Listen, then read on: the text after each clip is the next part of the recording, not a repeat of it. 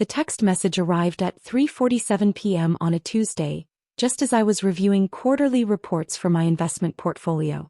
I'd been expecting something like this for weeks, ever since my sister Victoria announced her elaborate baby shower plans at the exclusive Rosewood Country Club. The same country club where our parents had been members for 20 years, where Victoria had her wedding reception, and where I'd never quite fit in despite my family's desperate attempts to mold me into their vision of success. Maya, I need to talk to you about Saturday. I know you were planning to come to the baby shower, but honestly I think it would be better if you stayed home. The guest list is very refined. Lots of important people from Richard's firm, my college friends who've all done well for themselves, some of Mom's charity circle.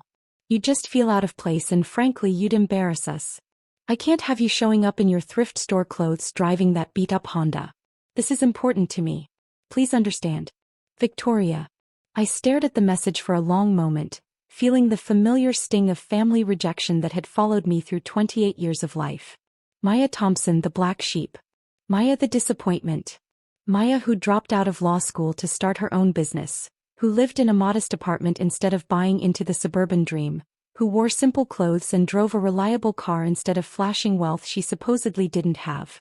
If only they knew. I set down my phone and looked around my home office, with its wall of monitors displaying real-time market data, cryptocurrency fluctuations, and the performance metrics of the 43 companies I'd either founded, acquired, or held controlling stakes in. The beat-up Honda Victoria mentioned was actually my daily driver because I preferred reliability over flash. The thrift store clothes were a conscious choice to avoid drawing attention. And the modest apartment was actually a 3,000 square foot penthouse that I owned outright, along with the entire building beneath it. My phone buzzed with another message. I know this sounds harsh, but you have to understand, these people judge everything. Your appearance, your job, your lifestyle. I can't have them thinking our family is struggling. Richard's partnership depends on maintaining certain appearances. I hope you can be understanding about this. Maybe we can have lunch next week instead? Victoria. I laughed out loud, the sound echoing off the floor-to-ceiling windows that offered a panoramic view of the city skyline. These people judge everything. If they only knew that the struggling little sister they were so eager to hide was worth more than most of their net worths combined. I opened my banking app and took a screenshot of my primary checking account. The number was particularly impressive today thanks to a tech startup acquisition that had closed yesterday. $47,382,591.73. And that was just one account. It didn't include my investment portfolios, real estate holdings, business valuations, or the offshore accounts my financial advisors had recommended for tax optimization. I sent the screenshot to Victoria with a simple message. I think I can afford appropriate attire for your party.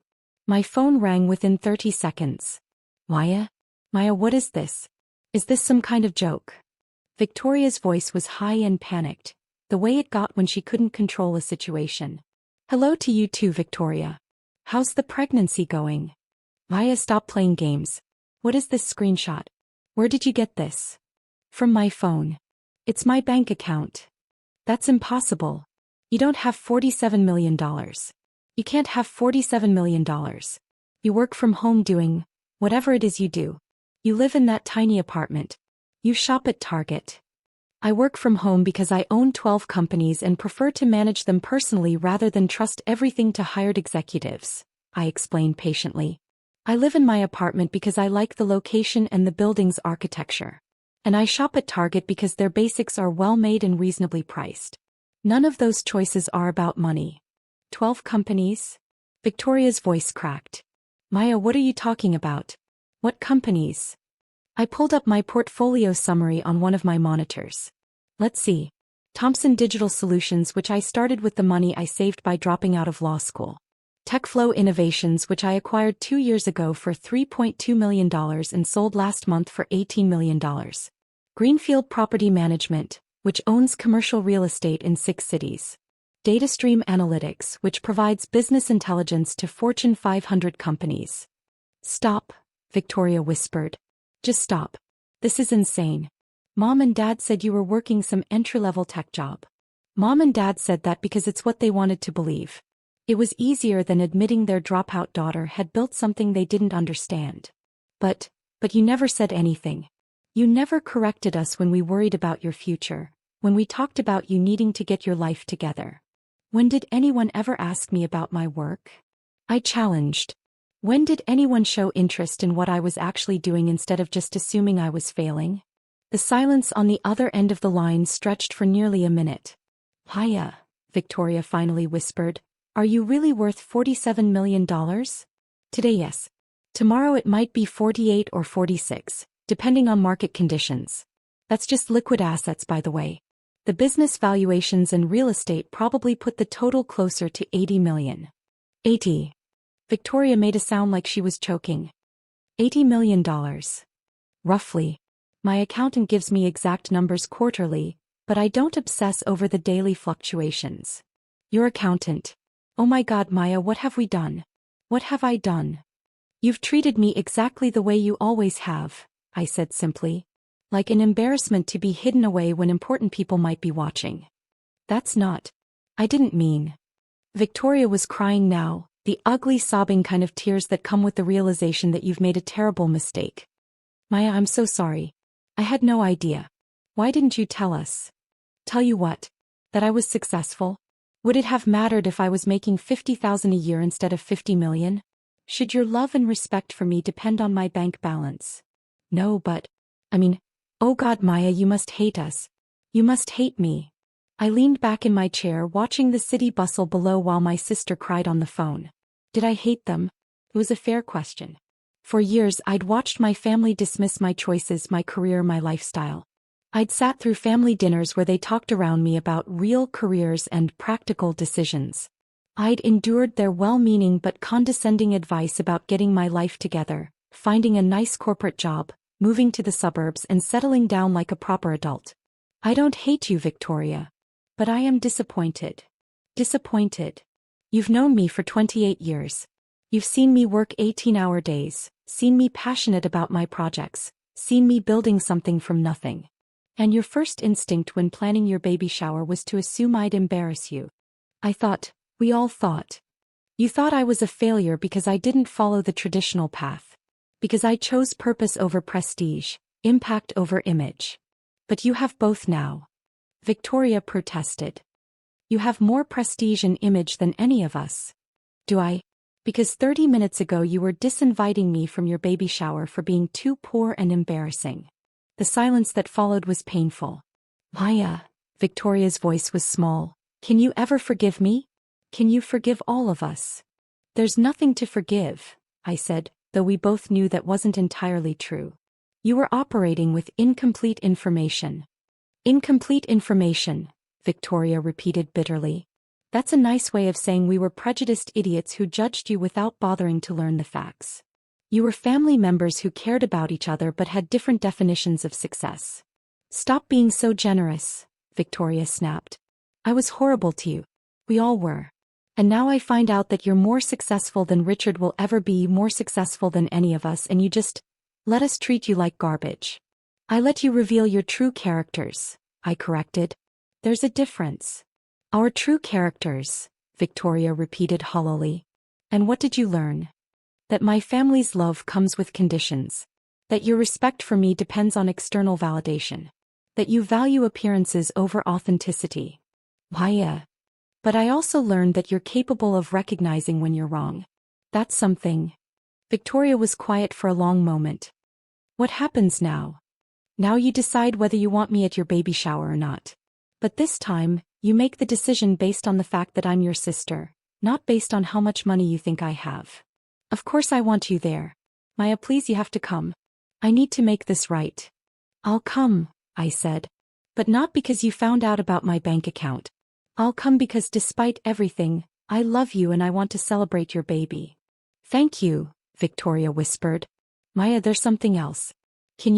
Would you mind not telling Mom and Dad about this conversation? I want to tell them myself. I want to explain what happened. What exactly are you planning to tell them? The truth. That I disinvited my own sister from my baby shower because I was embarrassed by her perceived lack of success. That I'm a terrible person who judged family based on money and appearances. You're not a terrible person, Victoria. You made a mistake based on incomplete information and social pressure. Stop defending me. Victoria cried. I don't deserve your forgiveness. I don't deserve your kindness. I treated you like someone you thought couldn't contribute to your image of success, I finished. But Victoria, here's what you're missing. Even if I only had $1,000 in my bank account, even if I was struggling to pay rent, even if I really was the failure you thought I was, I would still be your sister. I would still deserve love and respect and inclusion in family celebrations. The crying resumed, harder this time. You're right, Victoria sobbed. You're absolutely right. It shouldn't matter. Your worth as a person, your place in this family, shouldn't depend on your financial success. Now you're learning. Maya, how did you get so wise? How did you build all this success and still stay so grounded? I smiled, looking at a framed photo on my desk of me and my team from one of my tech companies. Because I never forgot that success is about more than money. It's about solving problems, creating value, making a positive impact. The money is just a byproduct. What kind of problems do your companies solve?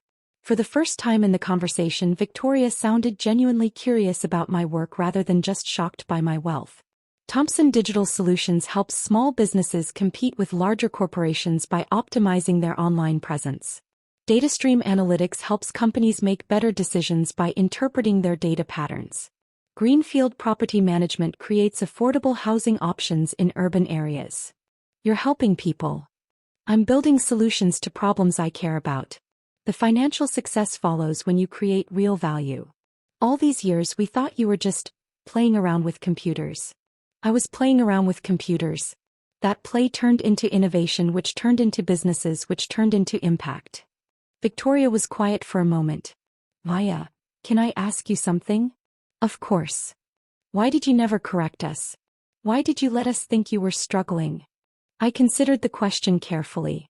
Because I wanted to know who you really were when you thought I had nothing to offer you. I wanted to understand what kind of family I had. And now you know. Now I know that you're capable of growth. That you can recognize mistakes and want to do better. That's more than I hoped for. What if I hadn't found out about your success? What if you had actually been struggling financially? Would you have just accepted being excluded from family events forever? No, I said firmly. Eventually, I would have had to set boundaries. But I'm glad it happened this way because now you understand the problem isn't about money. It's about how we treat people we think are beneath us. Oh God, Victoria whispered. How many other people have I treated this way? How many times have I judged someone's worth based on their appearance or their perceived status? That's something you'll have to figure out for yourself. But awareness is the first step toward change. Maya, will you help me? Will you help me become a better person? A better sister? You don't need my help to become a better person, Victoria. You just need to remember that everyone deserves dignity and respect, regardless of their circumstances. I want to make this right. Not just with you but with everyone. I want to change how I think about success and worth and family. That's a good start, I said. But remember, real change takes time. It's not enough to feel guilty for a few weeks and then go back to old patterns. I know. I understand. Maya, there's one more thing. The baby shower. Some of the people coming are the same types who would have judged you. Corporate wives, social climbers, people who measure worth by handbag brands and zip codes. And I want you to come exactly as you are. Wear whatever makes you comfortable. Drive whatever car you want. Be yourself. And if anyone has a problem with it, they can leave. I smiled. That sounds like a good plan. Even though now I know you could show up in a designer dress and a Bentley if you wanted to? Especially because you know that. You're choosing to value authenticity over appearances. That's growth. Victoria was quiet for a moment. Maya, can I ask you about something else? Sure. Mom and Dad.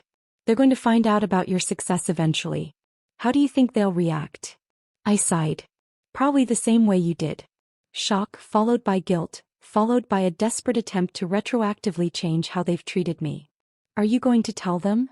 I don't know. Part of me thinks they should hear it from you since this situation started with your baby shower. But part of me wonders if it would be better coming from me. I think I should tell them.